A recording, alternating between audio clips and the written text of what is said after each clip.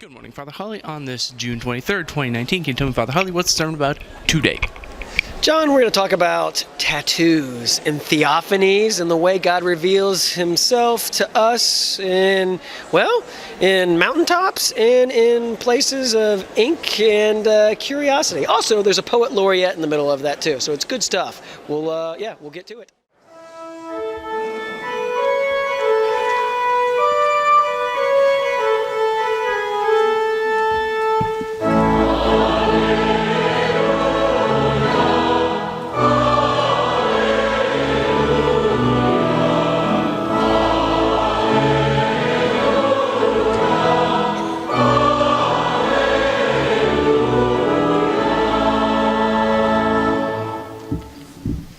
Please be seated.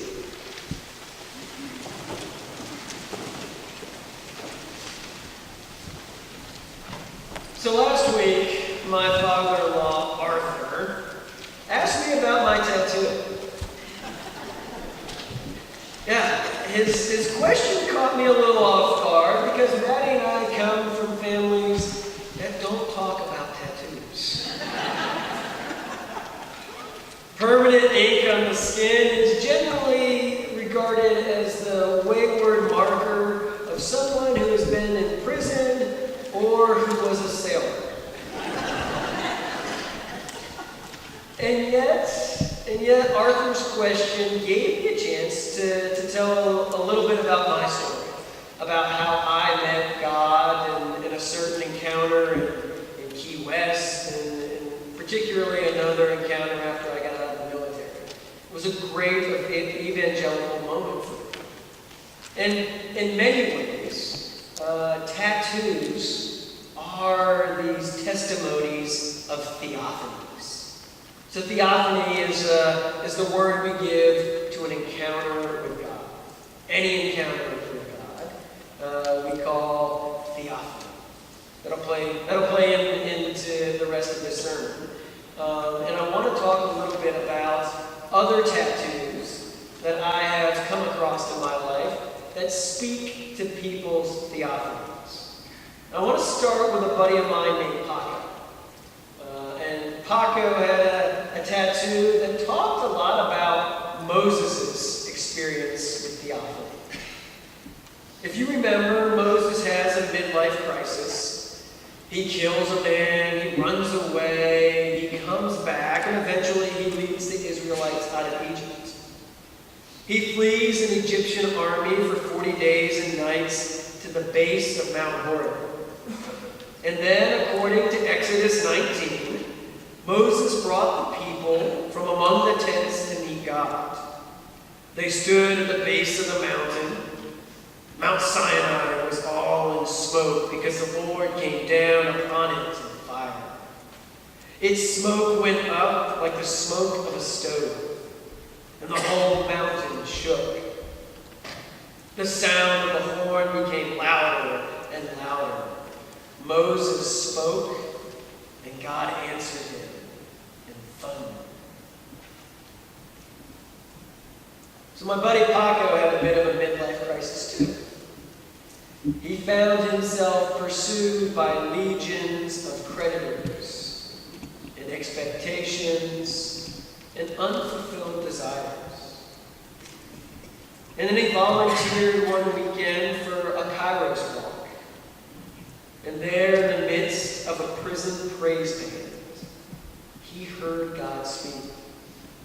And the clanging of the drummer's cymbals, and the thunder of a bass guitar, and in the voice of the men in white, proclaiming how great is our God. He memorialized that mountaintop moment with this technicolored tattoo on his shoulder. It was a tattoo of the Christian fish, and inscribed within was the Greek word kairos. Sometimes God speaks to us in technicolor and thunder. But that's not the only way God speaks to us. Sometimes God speaks to us like the experience Elijah. If you look at your handout, in our first reading today from 1 1 Kings, we hear about God revealing God's self once again on Mount Hor. Like Moses, Elijah is fleeing from legions of soldiers. But instead of Egyptians, Elijah is eluding the minions of his own people. In the chapter before, Elijah spoke truth to Ahab and Jezebel, and his own government then sought his death. Elijah takes flight for, yet again, 40 days and 40 nights, until he too comes to Mount Horeb, where Moses once stood. Yet Elijah's time on the mountain is much different than Moses's. Unlike Moses' experience, where God spoke and smoke, earthquake, horns, and thunder, Elijah heard of great winds, but the Lord was not in the wind. And Elijah experienced an earthquake that shook the foundations of the mountain, and yet the Lord was not in the earthquake. And Elijah experienced fire exploding all around, but the Lord was not in the fire. And then utter silence fell over the world, and it is only then that Elijah ventured out of the cave, which, if we believe the Old Testament scholar Robert Alter, this is the same cave that Moses was put into when God passed by all those years ago. But instead of knowing God by seeing God's backside, Elijah got to know God in a still, small voice. I read an article this week about the tattooed hand of Joy Harjo, this year's Poet Laureate. I see some folks shaking their heads. She's the first Native American poet to receive this honor. Unlike Paco, Joy's tattoo speaks to a quieter revelation, to an Elijah experience. She too struggled in speaking truth to her government, and she fled the systemic legions of patriarchy, racism, and shame. And yet she found her faith in a still, small voice, which she captured in some tribal designs on the inside of her wrist, and in her poem, Grace, that goes something like this. And one morning, as the sun struggled to break ice, and our dreams had found us with coffee and pancakes and a truck stop along Highway 80, we found Grace. I could say Grace was a woman with time on her hands, or a white buffalo escaped from memory. But in that dingy light, it was the promise of balance. I know there is something larger than the memory of a dispossessed people. We have seen it. Sometimes God speaks to us in technicolor and thunder. Sometimes God speaks to us in the quiet whispers of a truck stop or a cave. And sometimes God speaks to us in the face of Jesus Christ. In today's gospel reading, we hear of a third kind of theophany. A Gerasene man is clearly disturbed. He is naked, homeless, and violent. His community tries to help him, even to the extent of restraining him for his own good. And yet the severity of his affliction is such that he breaks free from all their well-intentioned controls. Theologians like Fernando Segovia say the Gerasene demoniac is the embodiment of the imperial system. Poverty, self-destruction, irrational behavior, and desperate violence are all the marks of colonized people and of their colonizers. It is no accident that these marks are given the name Legion. What afflicts this man is the presence of the Roman military in his life, in every aspect of his life.